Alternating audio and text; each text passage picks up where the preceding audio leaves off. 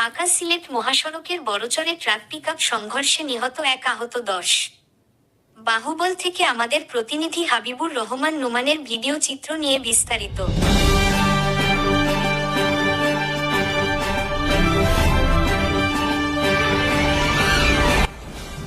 আপনারা দেখছেন বাংলাদেশ পরিক্রমা। বস্তুনিষ্ঠ সংবাদে আমরাই সর্বক্ষণ সচেতন।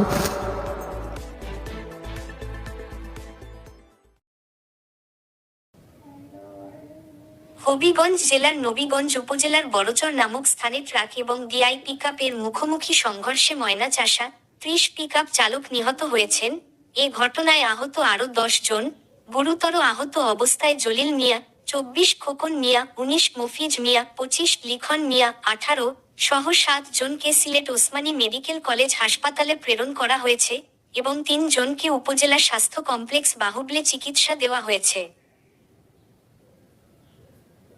জানা যায়, গতকাল শনিবার রাত 9টার দিকে বাহুবল উপজেলার বাসিন্দারা নবীগঞ্জ থেকে শ্রমিকের কাজ শেষে পিকআপ যোগে বাহুবলের দিকে ফেরার পথে ঢাকা সিলেট মহাসড়কের বাহুবলের সীমান্তবর্তী বড়চর নামক স্থানে পৌঁছলে ট্রাক এবং পিকআপের মুখোমুখি সংঘর্ষ হয়।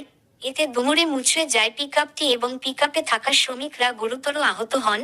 আহত অবস্থায় তাদেরকে বাহুবল উপজেলা স্বাস্থ্য কমপ্লেক্সে নিয়ে আসলে কর্তব্যরত ডাক্তার রশিদপুর চা বাগানের বাসিন্দা ময়না চাষা 30 পিতা দিলীপ চাষাকে মৃত ঘোষণা করেন এবং আহতদের প্রাথমিক চিকিৎসা শেষে সিলেটে প্রেরণ করেন। উল্লেখ্য, নিহত এবং আহতরা সকলেই বাহুবল উপজেলার বাসিন্দা।